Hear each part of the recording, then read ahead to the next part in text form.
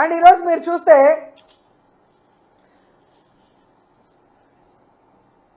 ఈ అనితతో పాటు ఇంకో ఆవిడ తయారైంది, సవిత. మొదటిసారి ఎమ్మెల్యే అవగానే, మంత్రి అవగానే కొత్త పిచ్చోడు పొద్దురగడు అంటారు చూసావా, ఆ విధంగా ఉంది సవిత ప్రవర్తన. తనకు ఓట్లేసి గెలిపించిన ప్రజలకి ఈరోజు మెడికల్ కాలేజీని పూర్తి చేయాల్సిన బాధ్యత మంత్రికి లేదా జిల్లాలో?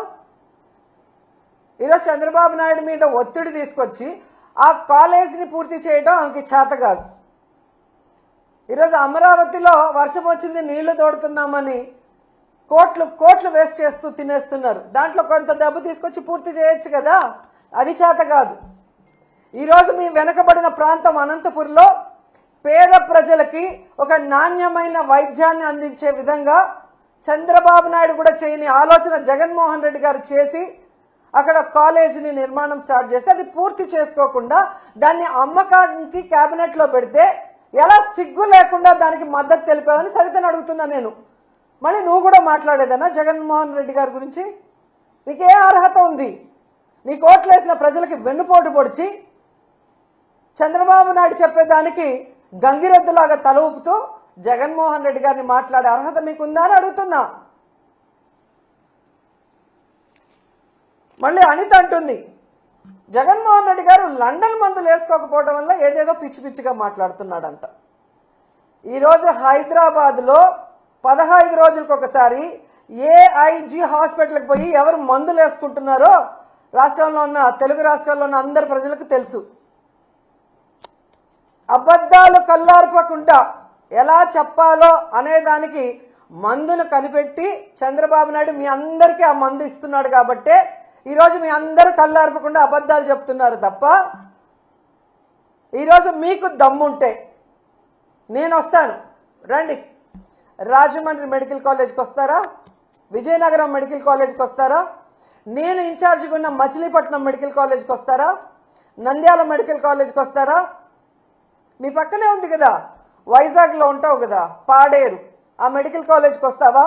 మెడికల్ కాలేజీలు అంటే ఎలా ఉంటాయి, ఎలా కట్టాలి, అక్కడ చదువుకుంటున్న మెడికల్ స్టూడెంట్స్ ఎవరెవరు అనేది డీటెయిల్గా మీకు చూపిస్తాను. దమ్ముంటే ఎవడైనా రండి, తీసుకెళ్తాను. ఏదో పిచ్చి పిచ్చి వీడియోలు తయారు చేసి ఈ పిల్లలు చూస్తే వా అంటారా? ఆ పిల్ల నువ్వేమన్నా యాంకర్వా, హోమ్ మినిస్టర్వా? ఏదో షోలో యాంకరింగ్ చేసినట్టు యాంకర్ లాగా మాట్లాడుతున్నావు. పిల్లలు చూసి వావ్ అంటారా అని.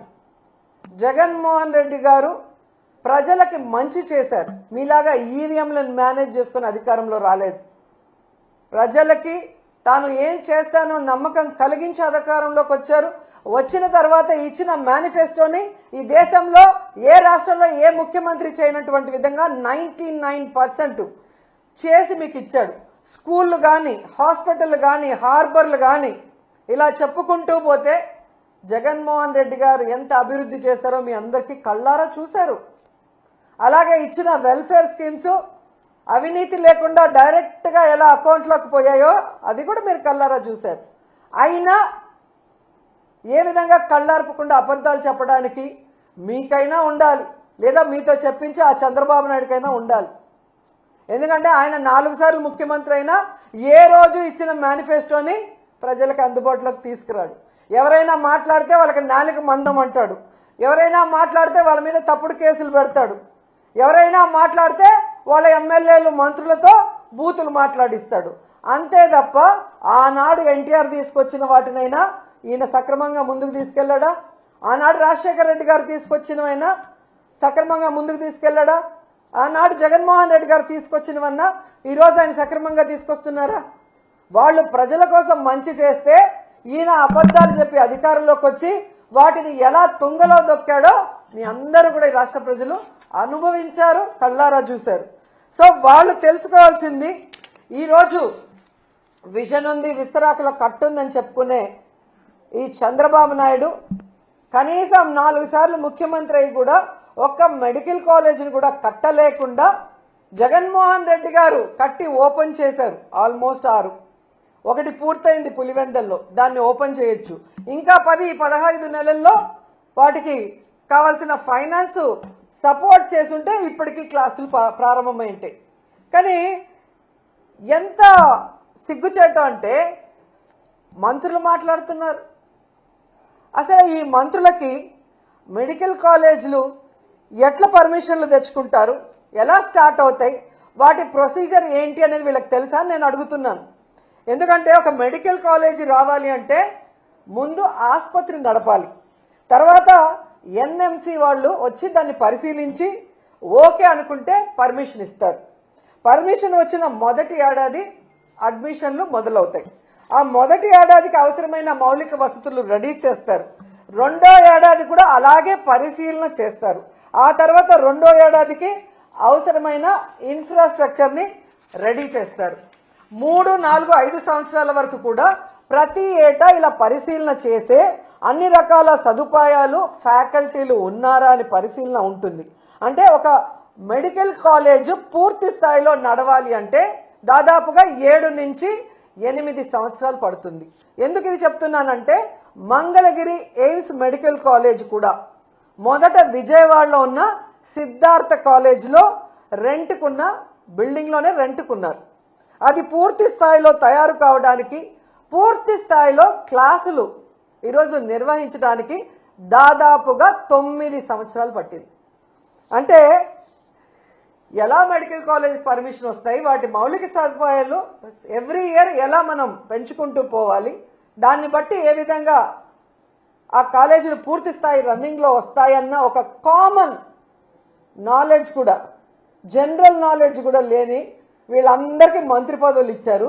వీళ్ళు ఎంతసేపు చంద్రబాబు నాయుడిని, లోకేష్ని మెప్పించడం కోసం, మెహర్బానీ కోసం, ఇలా మంత్రి పదవులు పదిలంగా ఉండడం కోసం సిగ్గు లేకుండా దిగజారుడిగా అబద్ధాలు, నీతిమాలిన మాటలు మాట్లాడుతున్నారు.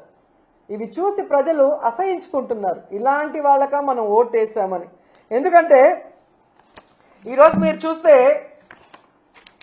ఆల్రెడీ నిర్మాణంలో ఉన్న ఈ 10 మెడికల్ కాలేజీలని పూర్తి చేయలేక మంత్రులతో వీళ్ళు మాట్లాడిచ్చే మాటలను కూడా ప్రజలు గమనించారు. కాబట్టి ప్రజలు కూడా అసహించుకుంటున్నారు. ఈరోజు అనిత కానీ, సవిత కానీ, చంద్రబాబు నాయుడు కానీ, పవన్ కళ్యాణ్ కానీ, అచ్చెన్నాయుడు కానీ ఎవరైనా కూడా వాళ్ళ కుటుంబంలో వాళ్ళు కూడా ఈరోజు డిస్కస్ చేసుకుంటుంటారు. ఏంట్రా వీళ్ళకి ఏమన్నా మెంటలా? ఒక ప్రభుత్వ కాలేజీ ఉంటే పేదవాళ్ళకి మెడికల్ సీట్లు రావటమే కాకుండా ఆ వెనుకబడిన ప్రాంతంలో ఉన్న పేదలకు ఒక నాణ్యమైన వైద్యాన్ని అందించే అవకాశం ఉండి ఎందుకు ఇలాంటి పిచ్చి పనులు చేస్తున్నారని మీ బంధువులు మాట్లాడుకుంటుంటారు, మీ చుట్టుపక్కల వాళ్ళు మాట్లాడుకుంటున్నారు. గమనించండి. ఎందుకంటే కోవిడ్ వచ్చినప్పుడు ఈ చంద్రబాబు నాయుడు చేతగానితనం వల్ల ఈ రాష్ట్రంలో సరైన వైద్య సదుపాయం లేకుండా ఎంతమంది ఇబ్బంది పడ్డారో మేమంతా కళ్ళారా చూసాం. ఎందుకంటే మేమంతా ఆంధ్రాలో ఉన్నాం. వాళ్ళ నియోజకవర్గాల్లో ఉండి పార్టీలు చూడకుండా, కులం చూడకుండా, మతం చూడకుండా ప్రజలకు సర్వీస్ చేసిన వాళ్ళం. అలాంటి పరిస్థితి మళ్లీ రాకూడదనే జగన్మోహన్ రెడ్డి గారు 11 మెడికల్ కాలేజీలకి శ్రీకారం చుట్టారు.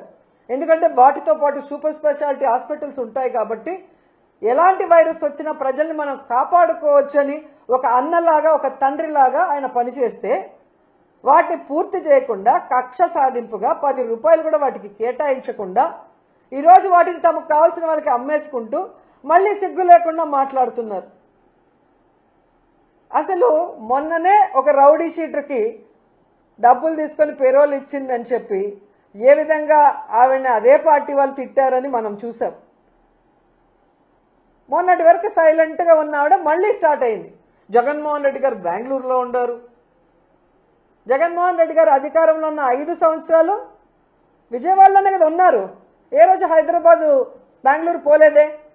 అప్పుడు చంద్రబాబు నాయుడు ఎక్కడున్నాడమ్మా, పవన్ కళ్యాణ్ ఎక్కడున్నాడమ్మా, లోకేష్ ఎక్కడున్నాడమ్మా? ఆ 5 సంవత్సరాలు ఎక్కడున్నారమ్మా? ఏం చేస్తున్నారమ్మా మీ పార్టీ వాళ్ళు? ఈరోజు మాట్లాడుతున్నాం. ఈ రాష్ట్రంలో ప్రజలకు కానీ, రైతులకు కానీ, మహిళలకు కానీ మా పార్టీ నాయకులు మీ రెడ్ బుక్ రాజ్యాంగం వల్ల కష్టపడినా కానీ ఇమీడియట్గా క్షణాల్లో ఇక్కడికి జగన్ గారు వస్తున్నారు, మాకు అండగా ఉంటున్నారు. రైతులకి అండగా నిలబడి మీ మెడలు వంచి ఏ విధంగా పని చేయిస్తున్నారో ప్రజలు గమనిస్తూనే ఉన్నారు. మీరు అధికారంలో ఉండి ఈ రోజుకి కూడా సక్రమంగా మీరు లేరు విజయవాడలో. ఫ్రైడే అయితే ఎవరమ్మా హైదరాబాద్కి పోతుంది? హైదరాబాద్ పోవటానికా డిప్యూటీ సీఎం పోస్టులు, ఎడ్యుకేషన్ మినిస్టర్ పోస్టులు, రెవెన్యూ పోస్టులు, హోంమంత్రి పోస్టులు, సీఎం పోస్టులు ఇచ్చేది? ఎవరున్నారు? ఫ్రైడే అయితే పారిపోతున్నారు, ఎంజాయ్ చేస్తున్నారు వీకెండ్లలో. 5 స్టార్ హోటల్లో రూములు పెట్టుకొని ఏ విధంగా సెటిల్మెంట్ దందాలు చేస్తున్నారో మీ పచ్చపత్రికల్లోనే వచ్చాయి. కావాలంటే ఒకసారి చదువుకోండి, మేము రాసింది కాదు, మీ పచ్చపత్రికలు రాసాయి. తెలుగుదేశం పార్టీ మంత్రులు ఏ విధంగా హైదరాబాద్ 5 స్టార్ హోటల్లో ప్రభుత్వ ధనాన్ని దుర్వినియోగం చేస్తూ ఎంజాయ్ చేస్తూ సెటిల్మెంట్లు ఎలా చేసుకొని సంపాదించుకుంటున్నారో మీ పచ్చపత్రికలు రాసాయి. చూసి సిగ్గుపడండి. మీరందరూ పారిపోవటం వల్లే ఆ రోజు ఎంజాయ్ చేయడానికి పారిపోవటం వల్లే ఆ రోజు విజయవాడ మునిగిపోవాల్సిన పరిస్థితి వచ్చింది. సక్రమంగా ఈడ ఉండి మంత్రులు ఆఫీసర్లకు గనక ఇన్స్ట్రక్షన్స్ ఇచ్చుంటే ఎందుకు విజయవాడ మునిగిపోయి ఉంటుంది? నిజంగా మీ మంత్రులు సక్రమంగా ఉంటే ఎందుకు ఈరోజు పొగాకు రైతులు, ఈరోజు మామిడి రైతులు, ధాన్యం రైతులు, పసుపు రైతులు, మిర్చి రైతులు ఎందుకు రోడ్ల మీదకి వస్తున్నారు? ఎందుకు ఆత్మహత్యలు చేసుకుంటున్నారు? ఈరోజు యూరియా లేదని ఎందుకు రోడ్ల మీద పడిగాపులు పడుతున్నారు? ఎండనక వాననక. అడ్డదిడ్డంగా పెరిగిన అచ్చెన్నాయుడు వ్యవసాయ శాఖ మంత్రిగా ఉండి ఈ రాష్ట్రంలో రైతుల్ని నిట్ట నిలువున ముంచేసిన దౌర్భాగ్య పరిస్థితుల్లో నువ్వుండి జగన్మోహన్ రెడ్డిని అంటావా నుయ్యో గొయ్యో చూసుకోమని? ఒక వ్యవసాయ మంత్రిగా ఉండి రైతులకి ఈరోజు మద్దతు ధర ఇవ్వలేకపోయినందుకు నువ్వు తీసుకోవాలి నుయ్యో గొయ్యో, జగన్ కాదు. ఒక వ్యవసాయ శాఖ మంత్రిగా ఉండి ఈరోజు కేంద్రం ఇచ్చిన లక్షల టన్నుల యూరియాని రైతులకి అందకుండా బ్లాక్ మార్కెట్లో అమ్ముకొని మింగేస్తుంటే దాన్ని కంట్రోల్ చేయాల్సింది పోయి నువ్వు కూడా వాటా తీసుకున్నందుకు నుయ్యో గొయ్యో చూసుకోవాలి, జగన్మోహన్ రెడ్డి గారు కాదు. నీ నియోజకవర్గంలో ఇచ్చాపురం గణపతి అనే వ్యక్తి యూరియా దొరక్క తాను సూసైడ్ చేసుకుంటూ ఒక వీడియో, సెల్ఫ్ వీడియో పెట్టాడు. నీ దౌర్భాగ్యమైన మంత్రి వల్ల ఎలాంటి పరిస్థితి ఆ రైతుకు వచ్చిందో చెబుతూ దానికి నుయ్యో గొయ్యో చూసుకోవాలి, జగన్మోహన్ రెడ్డి గారు కాదు. నీ శాఖలో ఉన్న అఫీషియల్స్ ఈరోజు రైతులకు సమాధానం చెప్పలేక మీ దోపిడీని చూడలేక కలెక్టర్ ఆఫీస్ ముందర ధర్నా చేశారు. సిగ్గుచేటు. దానికి నుయ్యో గొయ్యో చూసుకోవాలి, జగన్మోహన్ రెడ్డి గారు కాదు. ఈరోజు మీ మీద నమ్మకంతో 164 సీట్ల పైగా మీకు ఇస్తే ప్రజలు ఆ నమ్మకాన్ని మీ అమ్మకం కోసం మీరు వాడుకుంటున్నారు. సిగ్గుపడాలి మీరు. ఇప్పటికైనా ఈ జీవోను రద్దు చేయాలి. ప్రైవేట్ వాళ్ళ చేతికి పీపీపీ ప్రైవేటీకరణకు మేము ఒప్పుకోము. ఎందుకంటే ప్రజలు ఎవ్వరు కూడా ఒప్పుకునే పరిస్థితి లేదు. ఇది ప్రభుత్వమే కట్టాలి.